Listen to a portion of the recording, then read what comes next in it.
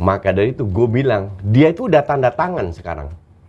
Dia sudah tanda tangan, tapi dia tidak mau announce karena dia nggak enak sama Ajax. Maguire itu dianggap sebagai rekrutmen MU yang terburuk. Mahal, di atas 80 juta pound. Dan jelek banget. Semua orang marah, Coach. Yang ngelihat waktu Maguire saat MU dikalahkan oleh Everton, yang tim yang dihajar oleh semuanya tuh. Iya, yang lucu tuh. Waktu ada siapa yang Matic ya? Handsball, dia ngangkat tangan tuh. Temen gue handsball. Menurut gue itu mah konyol, Coach. 3 benar, 1 salah. Munchen salah. Yang salah ini yang dibahas. Sama netizen kardus itu, yang dibahas itu cuma yang salah. Yang 3 ini nggak pernah dibahas. Seolah-olah gue itu harus bener.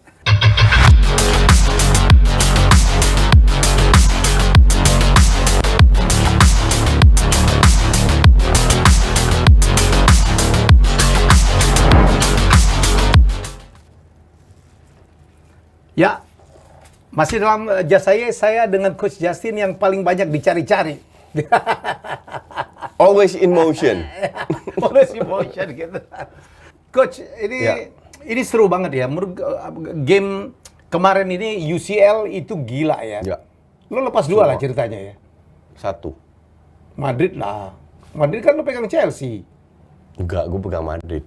Gue bilang sebelum itu yang masuk semifinal itu Madrid, Munchen, Liverpool, sama City. Oke. 3 benar, 1 salah. Munchen salah. Yang salah ini yang dibahas. Sama netizen kardus itu, yang dibahas itu cuma yang salah. Yang 3 ini nggak pernah dibahas. Seolah-olah gue itu harus bener. Jadi gue nggak boleh bikin kesalahan. Padahal pertanyaan gue adalah, emang siapa sih yang pegang Villarreal? Kalah 1-0 di away, main di tandang. Di kandangnya Munchen. Jujur aja, siapa yang pegang Villarreal? Kagak ada. Yakin gue. Semua orang meramalkan dia akan dibantai lah ya. Iya. Gue juga bilang begitu. Merem 1 kaki lewat. Tapi ternyata memang Munchen lagi nggak bagus. Nggak bagus kan bisa. Lawan Salzburg, away juga nggak bagus 1-1. Di kandang 7-0. Ya kan? Gue berharap karena mereka memiliki begitu banyak kualitas dalam tim ini, dan yang cedera udah balik, Goretzka, Kimmich itu udah balik semua. Mereka lagi on fire. Ternyata they only can create chances, nggak bisa finishing. Iya. Jadi 1 gol. 1 gol. Ya golnya tuh kan aduh susah banget ya. Yang jadi masalah kan gue baca komen-komen, Coach, kapan jual rumah? Ya jadi gini. Dan itu akan ada di mana-mana. Jadi gini, gue bilang di DPI, ini Munchen 1 triliun % menang, lolos. Bahkan gue bilang, mungkin di leg pertama kalah, tapi dia akan lolos. Dan terbukti leg pertama kalah kan. Habis itu, gue bilang, kalau Munchen nggak lolos, gue jual semua harta gue, titik. Itu aja gue yang ngomong. Gue nggak bilang apa-apa lagi. Ditagih, kok jual, dalam hati gue, kalau gue jual harta, duitnya kemana? Ke gue juga kan? Iya kan? Kalau gue jual mobil, ya gue beli mobil yang lain. Mereka itu nggak, dari sini kelihatan bahwa netizen itu nggak pernah dapet celah untuk ngehajar gue. Karena hampir selalu gue benar. Sekali gue bikin kesalahan, langsung untuk mereka menjadi celah untuk ngebully gue. Padahal sebenarnya mereka itu kegocek. Kecuali kalau gue taruhan sama ini siapa, gue kalah terus gue bayar atau apa. Nggak ada. Boleh cek di video DP, tidak ada istilah taruhan dan lain. Gue cuma bilang, gue akan jual harta gue, titik. Itu doang. Ya udah, terserah lu lah. Menurut gue lo jual rumah lu ke bini lu aja. Ya exactly. Gue jual mobil gue dan gue beli mobil yang lain kan. Ini yang gue maksud, mereka itu kesel. Karena nggak pernah gue kasih celah untuk ngehajar gue. Dari MU, Rangnick, dari Italia juara, dari banyak hal lah. Mereka nggak bisa ngajar gue karena gue hampir selalu benar. Sekali gue bikin kesalahan, sama kayak tahun lalu Chelsea kalah kan, lawan Real Madrid terus juara kan. Gue juga gue salah juga, kalah. Dan itu terus yang dibahas tahun lalu. Tahun ini gue bilang Chelsea nggak lolos, ya kan? Dihajar juga sama fans Chelsea. Kita lihat dan bener nggak lolos kan? Diem semua, fans Chelsea diem semua. Jadi semua haters itu menunggu sampai gue bikin kesalahan. Tapi lo nikmatin banget kayaknya. Enjoy. Follower lo naik 2.000 udah keren. Iya, itu di IG doang, belum yang lain. Jadi untuk gue sih oke-oke aja. Padahal komen itu kan mereka bisa komen bebas itu di Twitter doang. Kalau di IG hanya yang gue follow, kalau di YouTube kan di YouTube gue lock, tetap 200.000 ada yang nonton, nggak ngaruh juga kan. Jadi haters itu cuman pengen keluar-keluar, seolah-olah mereka bener, padahal mereka sering salah. Gue yang benar, tapi mereka kalau lihat gue bikin kesalahan satu langsung sekampung masuk. Dan itu yang jadi korban siapa? Ya sini Jas Haye, Pange, Justin Show, sama DPI komennya di situ semua. Juga nggak sama masalah juga lah. Iya. Ya, that's netizen ya. Ya. Ya, biarin aja. Kita tanpa mereka juga nggak bisa apa-apa, coach. Ya kan? Gue tanpa domba gue nggak bisa. Kalau haters gue nggak butuh. Domba sama haters itu bedanya tipis kan? Iya, betul. Jadi kalau domba itu mungkin haters yang ancur-ancur itu ya? Ya, domba itu yang mungkin banyak domba yang mantan haters. Mantan haters. Ya, jadi mereka jadi pintar. Jadi haters yang insaf. Jadi haters yang insaf. Oke, kita bahas satu-satu. Ya.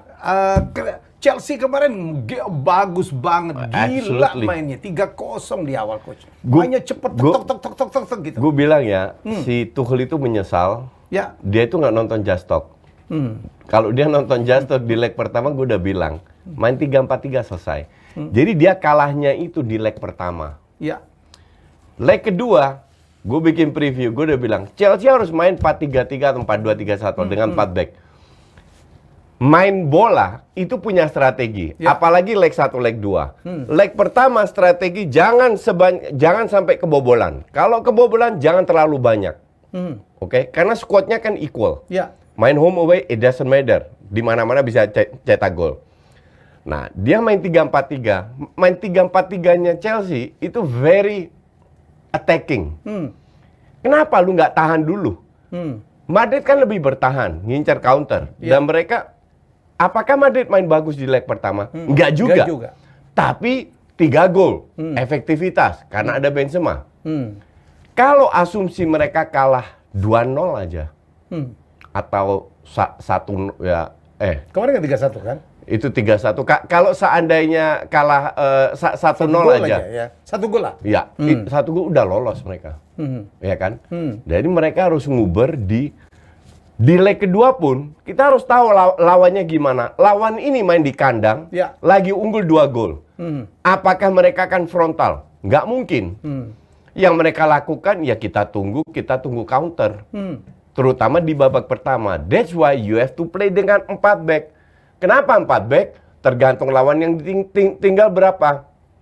Apakah hanya Benzema atau Vini dan Benzema?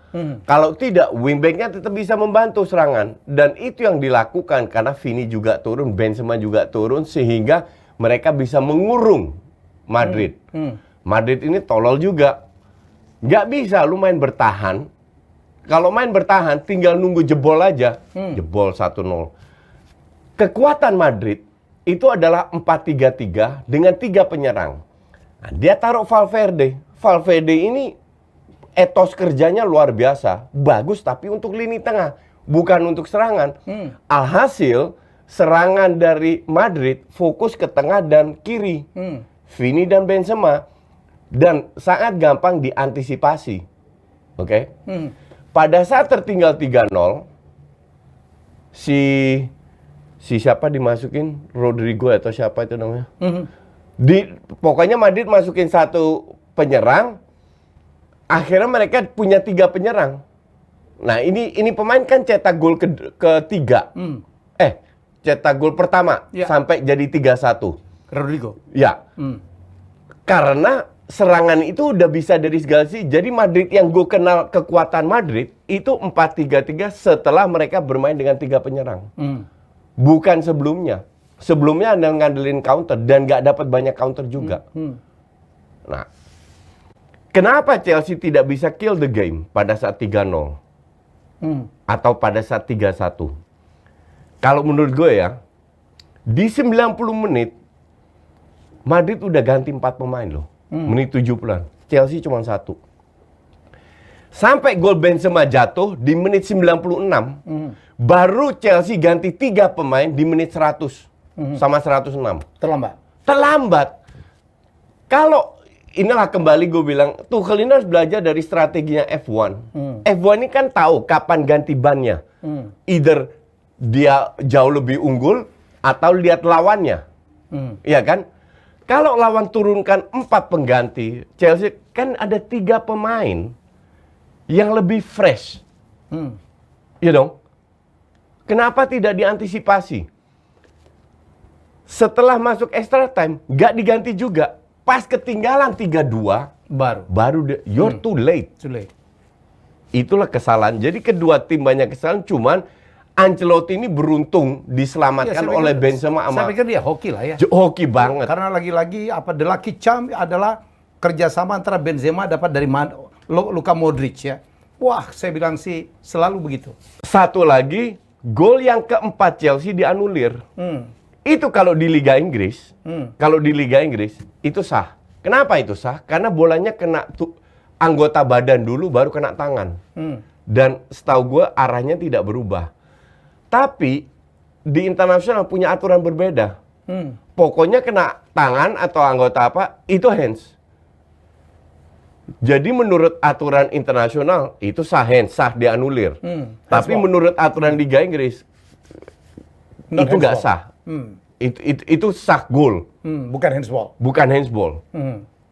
Gue kira aturan Liga Inggris itu juga berlaku. Ternyata nggak, punya interpretasi sendiri tiap negara. Dan yang aturan internasional itu hands. Dan itu kurang beruntung. Tapi pada saat itu dianulir, Chelsea masih menguasai.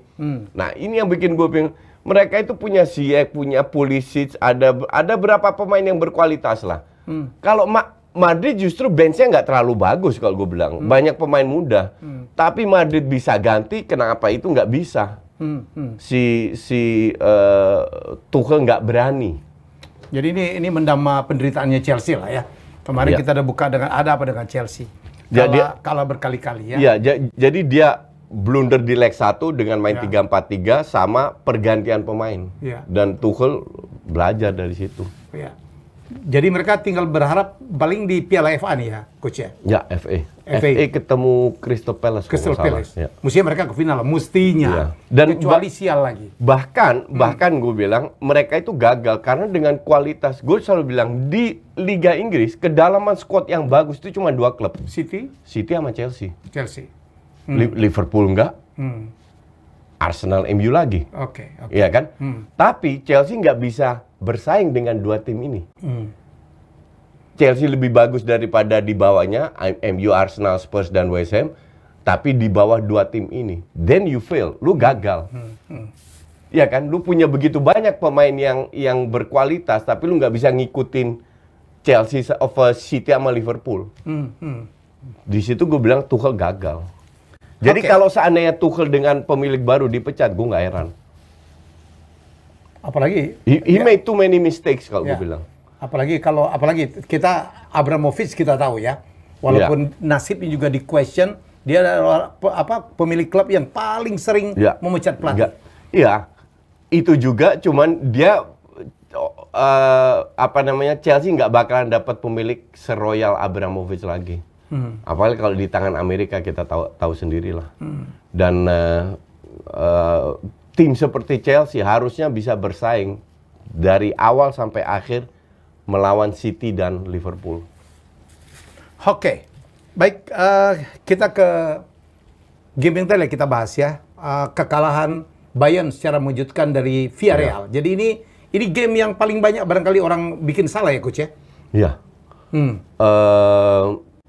1-0 is skor yang biasa dalam sepak bola. Dalam arti 90 menit bisa dikuber. Main di kandang sendiri full house, full team. Tapi memang namanya olahraga sepak bola kan dilakukan oleh manusia. Pada saat dia lagi ngedrop, contoh Muller itu lagi drop banget berapa match. Match sebelumnya mereka menang hanya 1-0 lawan Augsburg. Gnabry lagi jelek banget. Akhirnya kalau nggak salah Sané atau siapa di mana. Davies yang bagus yang kita tahu selalu lawan Barca lah kita ingat. Gila itu Davies main. Kemarin jelek banget. Dia baru sembuh dari cedera kan. Jadi terlalu banyak pemain dari Munchen yang drop, itu satu. Kedua, si Nagelsmann ini kan masih muda. Dia akan menggantikan Flick, Joachim Flick. Ya. Joachim Flick memenangkan 6 trofi dalam setahun untuk Munchen. Oke? Artinya, dengan pemain yang ada, lu cuma ketinggalan Thiago sama Alaba. Ya? Masih aman dong ya. Masih aman. Thiago aja sering cadangan kok di situ. Iya kan? Yang dia lakukan, dia coba bereksperimen. Kemarin main 3 back. 3-5, 3-4-3 dia main kemarin. Kenapa tidak main 4-3-3 seperti biasa? Karena salah satu kekuatan dari Munchennya Flick itu organisasi. Jadi jarak antar pemain itu tidak kejauhan, tidak terlalu dekat. Sehingga dia bisa melebarkan lapangan, tapi pemainnya tetap bisa terjangkau tanpa bola-bola panjang. Nah, ini karena ini butuh organisasi yang luar biasa kayak Pep lah. Kalau Pep zaman lagi bagus-bagusnya itu organisasi yang luar biasa. Nah, organisasi itu di Munchen tahun ini di bawah Nagelsmann belum kelihatan. Mungkin kedepannya. Karena dia pelatih muda ya. Mungkin dia coba bereksperimen dengan gue bilang main 3 back itu fatal. Ya. Satu, kita tahu kemampuan Villarreal. Nggak mungkin mereka frontal, nggak mungkin mereka main man to man. Ujungnya parkir bis. Karena mereka mempertahankan 1-0 itu yang mereka lakukan kemarin ya. Itu yang mereka lakukan. Why lu main dengan kalau lu main dengan 4 back, wing backnya come up, lu tinggal 2, 1 bisa maju membantu, 1 nge-backup. 1 membantu DM untuk lini kedua menutup counter attack. Ya. 1 untuk nge-backup. You don't need 3 back gitu loh. Dan 3 back ini kan kualitas menyerangnya juga dipertanyakan. Banyak hal-hal yang gue pikir pelatih itu kadang pengen jadi pahlawan. Ya. Ya sama kayak Tuchel lah. Dari bulan Desember gue sudah bilang dan gue dibully sama fans Chelsea. 3-4-3-nya Chelsea itu karatan. Tapi mereka menang. 1-0, 2-1, menit-menit terakhir skill individunya Havertz atau siapa dibilang bagus. Enggak, gue bilang udah karatan. Dan baru setelah itu Januari, Februari baru kelihatan, oh ya ternyata coach bener. Baru sekali-sekali dirubah ke 4-2-3-1. Waktu piala antar klub dunia lawan klub Brasil, di situ juga 3-4-3 amburadul. Sampai extra time baru dia rubah ke 4-2-3-1, baru dia menguasai pertandingan. Akhirnya kemarin itu ya, ini sebuah contoh bahwa pelatih itu kadang-kadang gimana ya, pengen sok jadi pahlawan aja. Kenapa tidak menjalankan sesuatu yang sudah benar? 4-2 pada saat Chelsea main 4 tim dengan pemain yang benar ya, itu selalu bagus mainnya. Sama kayak Munchen. Munchen itu dari dulu main 4-3-3, kenapa lo harus ajarin 3 back lagi dan lain-lain? There is no need for that. Mungkin nyari nama kali ya. I don't know. Tapi ya ujungnya you have to pay the price bahwa lu gagal sekarang. Karena kita sangat mengunggulkan mungkin UCL final lah ya. Iya, minimal. Munchen gue prediksi karena sesuai dengan Bagan ya. City ketemu Munchen. Sekarang Munchen out. Iya, nggak masuk semifinal juga. Nggak masuk semifinal. Villarreal masuk. Oke, jadi sekarang 2 Inggris, 2 Spanyol di semifinal ya.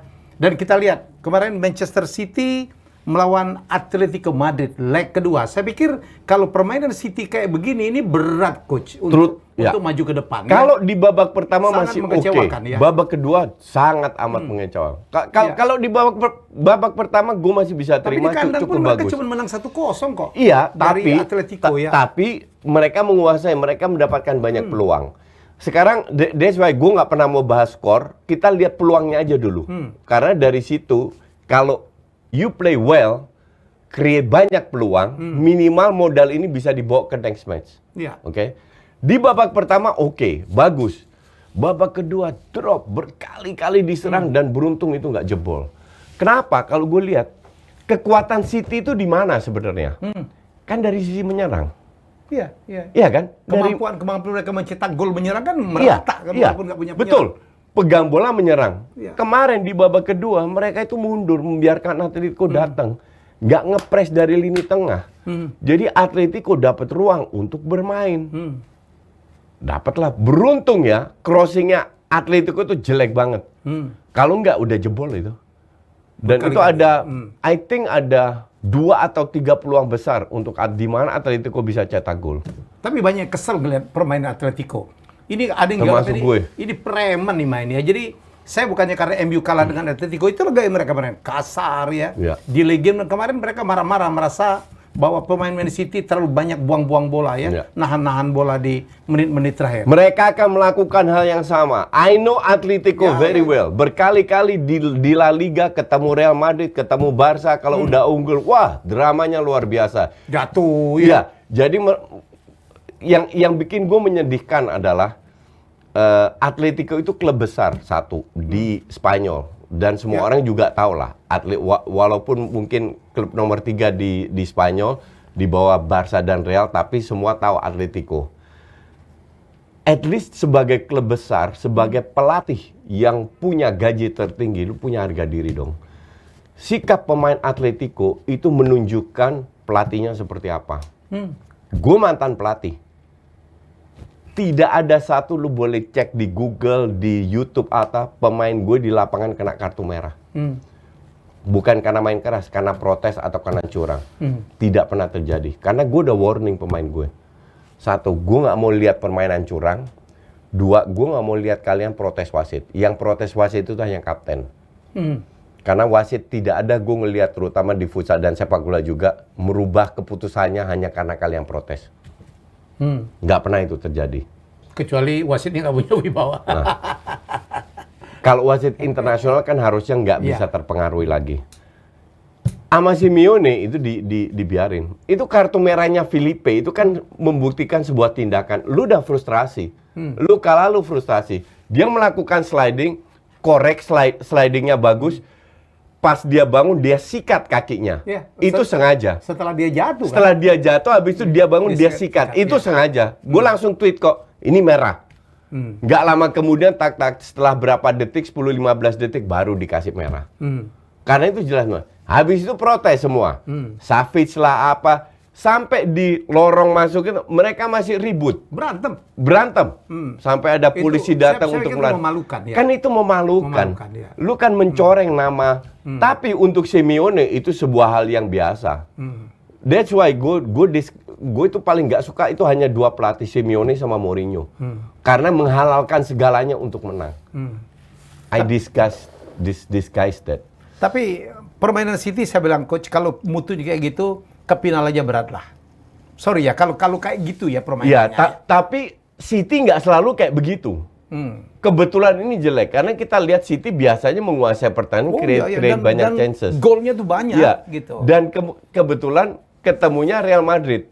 Memang mereka harus waspada, karena counternya Real Madrid lebih bahaya daripada counternya ATM. That's why mereka harus bisa kill the game. Tapi gue lihat defense-nya Real Madrid tidak sebagus ATM. Walau parkir bis pun. Jadi ada plus minus point. Ada definitely ada peluang. Gue unggulkan seperti. Jadi City Madrid siapa ke final? Gue bilang City. Kan gue bilang City Munchen out ya City Liverpool yang gue bilang. Ya gue Madrid aja deh. Apa? Taruhan kopi? Kopi aja. Jangan sampai jual-jual rumah. Ntar daginya susah lah. Ya gue bilang sih. Kemarin ada yang nge-tweet, aduh netizen, coach taruhan 20 juta gue pegang Villarreal. Gue tolak karena gue nggak kenal. Jadi nanti lo akan beruntung, bersyukur bahwa gue nggak terima taruhan lo. Karena Liverpool tidak akan seperti Munchen.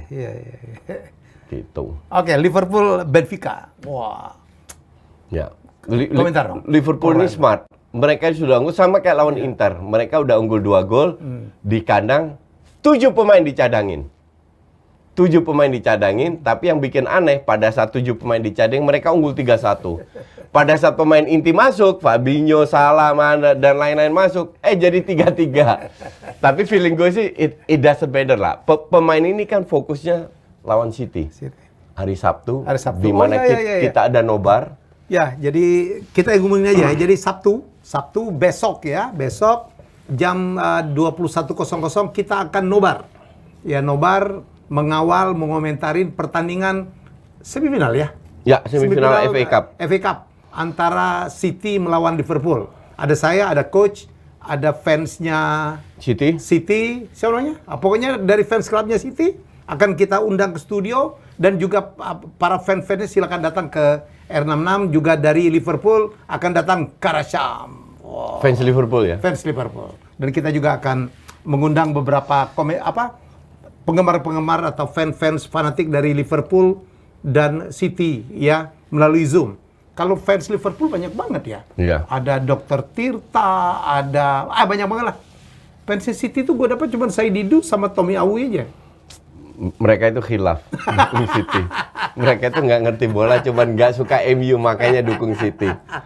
Tapi nonton ya, kita akan, ini sebenarnya tradisi, kita mencoba format baru. Kalau di Eropa itu biasa ya, game berlangsung, kemudian kita bikin nobar sendiri dan komentari sendiri, kita ngobrol-ngobrol. Ya, jadi fokusnya itu tidak ke pertandingan ya. Ya. Fokusnya ke kita, jadi kalian nonton sendiri di TV Ya. sama YouTube nyalain dengan dengerin komentar-komentar kita. Ya, kita Gitu. akan live ya. Ini pertama kali kita lakukan. Kalau seandainya sukses, banyak yang kita akan lanjutkan. Big game kita akan lakukan gitu ya. Ya. Jangan lupa di Just Saye R66 Media Channel. Baik, sekarang artinya sekali lagi coach ya, 2 tim Inggris dan 2 tim Spanyol akan bertemu di semifinal ya. Ya. Jadi Itali udah lama lewat, Jerman sudah nggak ada lagi, Portugis sudah nggak ada lagi. Ya, kalau gue sih nggak tahu ya, tapi gue bilang berdasarkan permainan, berdasarkan kualitas pemain, berdasarkan semua faktor, gue bilang City sama Liverpool ketemu. Ya. Oh, jadi Liverpool coach anggap akan bisa dengan gampang mengalahkan Villarreal. Dengan gampang, ya lebih gampang daripada lawan Munchen, karena Munchen buruk banget, performanya di leg 1, leg kedua buruk. Nah, kalau si City melihat Chelsea bermain, terutama leg 2, di situ harusnya Chelsea sangat bisa bermain seperti itu untuk mengkurung, menghajar Real Madrid. Tapi jangan bikin kesalahan seperti Chelsea di leg pertama. Dan I think kalau soal hal itu Pep lebih pintar daripada Tuchel. Jadi Real Madrid City, coach megang City. Ya. Terus Liverpool, Villarreal, Liverpool. Ya. Wih, kembali All England final. Ya. Karena memang kita harus akui pemain terbaik, pelatih terbaik sekarang ngumpulnya di Dulu Liga malah Inggris. All England semifinal pernah ya? Oh iya pernah. Oh iya ya. All England semifinal itu pun 2 Manchester nggak masuk. Ya. Ya, dulu Spurs, Liverpool, Chelsea, Arsenal. ya Arsenal. Ya. Dan bahkan mungkin itu bisa terjadi di UEL, ada juga kan tim-tim Inggris. Tim Inggris But masih I don't know, ya. Enggak, kalau UEL milik Barca lah, kan ada West Ham. West Ham kalau menang ketemu Barca, enggak, UEL milik Barca. Belum tentu. Sorry, Belum tentu. Barca membuktikan bangkit lagi tanpa Messi. Oke, baik, kita tinggalkan UCL dan kita lama nggak membahas MU ya coach. Erik ten Hag kayaknya hampir pasti akan menjadi pelatih MU. Bukan hampir pasti. Walaupun belum diumumkan ya. Ya. Gini ya, Erik ten Hag itu sebenarnya ada berapa klub yang incer dia, Ya. Red Bull dan lain-lain. Tapi Red Bull Dortmund ya. ya, kalau dia bisa pindah, pasti dia cari yang terbaik. Mungkin bukan dari sisi klubnya, lebih dari sisi reputasinya, gengsinya. Walaupun berat dong, amanah. Wah, jadi Kalau dilihat sekarang kan Dortmund masih di atas MU lah. Yeah. MU kan terseok-seok sekarang. Tapi reputasinya MU kan jauh di atas Dortmund. Oke, dia pilih MU, which udah gue prediksi sebelumnya. Kenapa dia pilih MU? Karena MU ini justru momen-momen sekarang ini bagus untuk dirombak. Nah, pertanyaan kedua kan adalah apakah manajemen MU, pemilik MU mau memberikan wewenang ini kepada Ten Hag? Termasuk dalam memilih pemain. Terutama dalam memilih pemain. Ya, karena itu kayaknya disyaratkan oleh Ten Hag. Ten Hag, ya? betul. Ya. Jadi kalau dia melihat ini terlalu banyak ego, itu sudah kita berkali-kali bahas. Tim ini terlalu banyak, bukan pemain jelek, tapi ego terlalu tinggi sehingga tidak menjadi tim. Rangnick ternyata tidak sanggup untuk mengelola ego ini. Bukan Rangnick itu bukan masalah strategi, tapi mengelola ego ini nampaknya dia nggak sanggup. Nah, That's why Erik Ten Hag bilang, ya udah, gua harus punya wewenang. Dan untuk merombak satu tim itu butuh waktu 3-4 bulan. Betul. Maka dari itu gue bilang, dia itu udah tanda tangan sekarang. Dia sudah tanda tangan, tapi dia tidak mau announce karena dia nggak enak sama Ajax. Kan dia masih digaji Ajax. Dia bilang, gue mau fokus ke Ajax karena Ajax masih bisa jadi juara plus final KNVB Beker.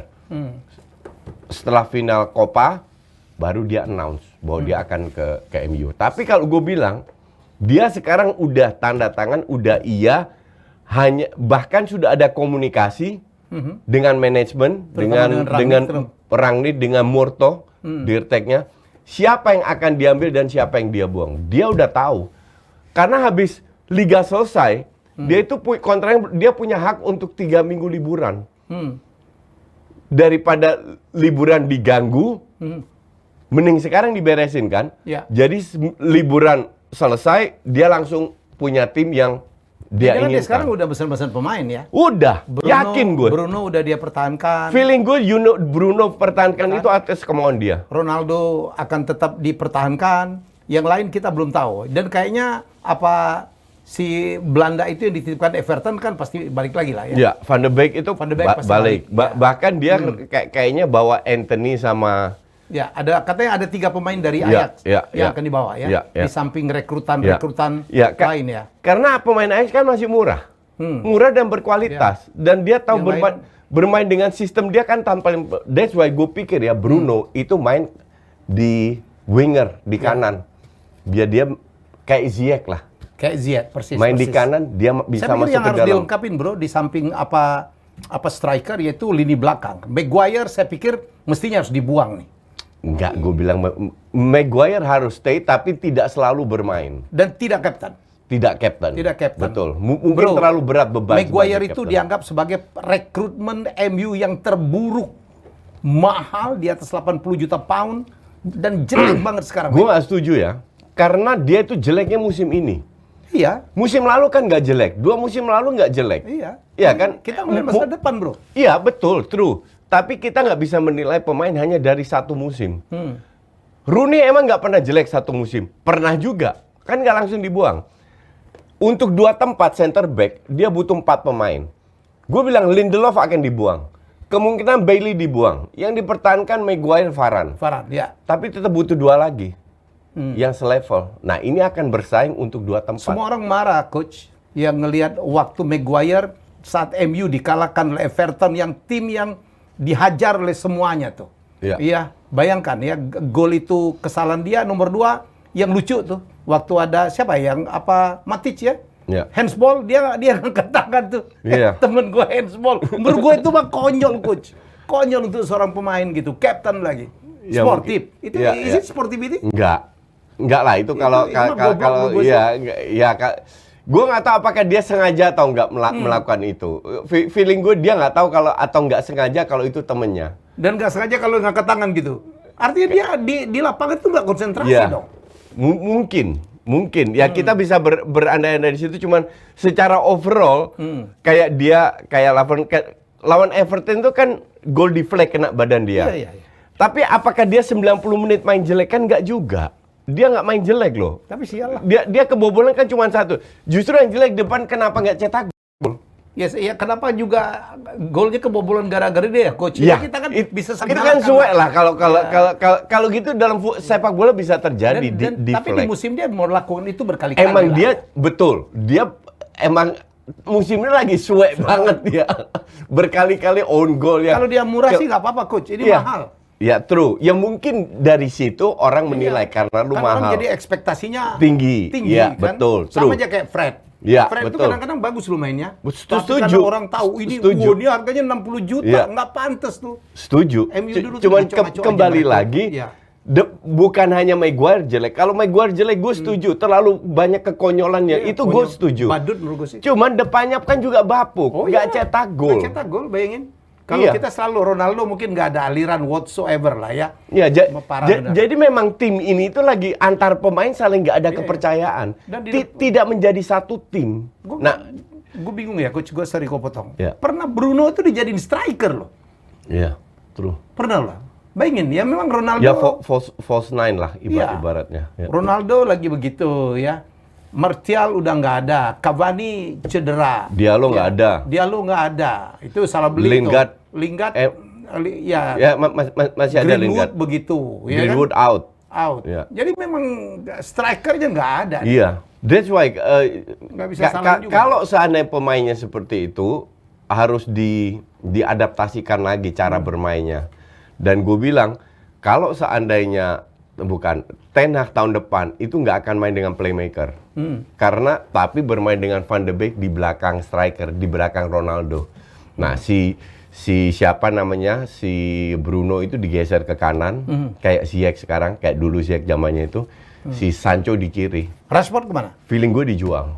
Dijual. Ya, Rashford itu. Tapi kalau lo begitu kan lo tahu dong, Rashford kan musim sebelumnya gila, coach. Betul. Tahun ini aja suek Ya, gitu. betul. Cuman Rashford ini masih punya nilai, ada nilai.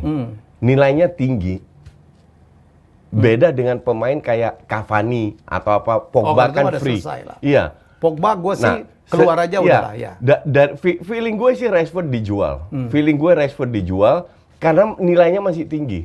Jadi Rashford dijual, Cavani, Pogba kan free transfer. Iya, free transfer. Pogba nggak diperpanjang. Iya.